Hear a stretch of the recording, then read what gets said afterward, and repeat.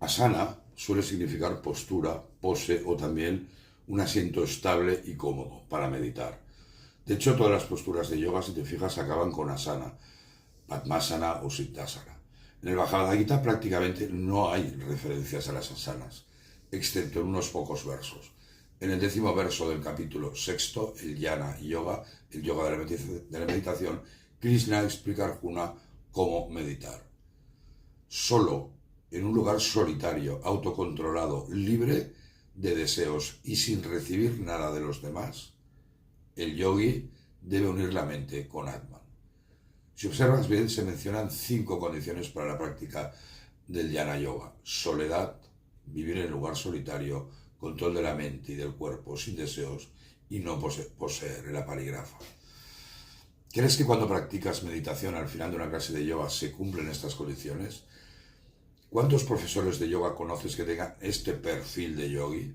¿Cuántos practicantes de yoga crees que son conscientes de esto?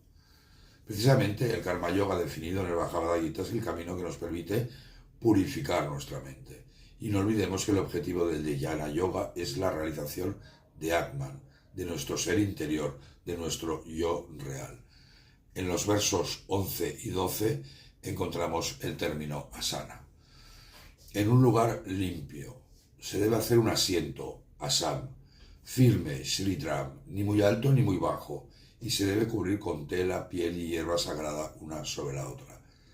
Allí, estando sentado, asane, habiendo concentrado la mente en un solo punto, controlando las acciones de la mente y de los sentidos, déjale que practique Jnana Yoga para su autopurificación.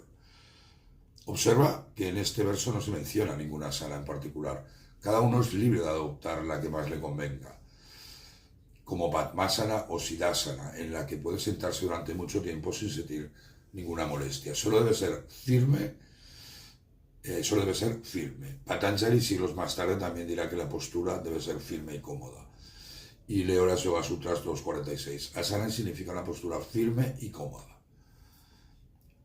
El practicante, estando así sentado en cualquier postura cómoda, debe retirar la mente de los sentidos del mundo externo, al igual que la tortuga esconde sus extremidades cuando se ve amenazada, y volverla hacia su interior para mirar dentro de sí mismo. Esta práctica, como decíamos, está destinada a purificar la mente, el órgano interno. ¿Lo has logrado tú en tus clases de yoga? ¿Has realizado tu yo real e infinito? ¿Cuántos profesores de yoga crees que han realizado Atman?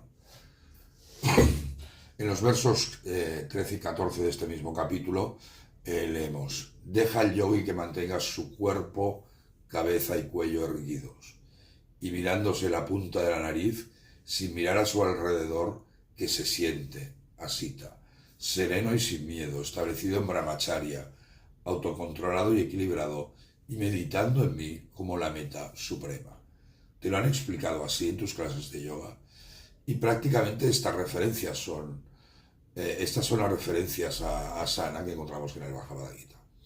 Con la erupción del Hatha Yoga en el siglo XV, el Hatha Yoga Pratipika identifica 84 asanas, y del yoga moderno, entre comillas, se amplía el significado de asana a cualquier tipo de posición, de pie, acostado, invertido. En el siglo XIX, el gran Swami Vivekananda, discípulo de Ramakrishna, introduce el Raja Yoga, el Gita o las Yoga Sutras de Patanjali en Occidente. Y en el siglo XX, en la India bajo dominación colonial, Yogendra Kuvayananda o Krishnamacharya definieron este nuevo sistema de asanas, basado principalmente en la parte física, en parte como quizás respuesta al colonialismo o quizás buscando expandir este yoga en Occidente. Sus alumnos, Patabi Jobs, fundador de la Ashtanga Vinyasa Yoga, y Iyengar, creador del Iyengar Yoga o Dharma Mitra, consolidaron esta visión, incluso ampliaron el número de asanas. Iyengar, en su libro Luz sobre el Yoga de 1996, describía más de 200 asanas, y cientos de figuras más fueron ilustradas por Dharma Mitra.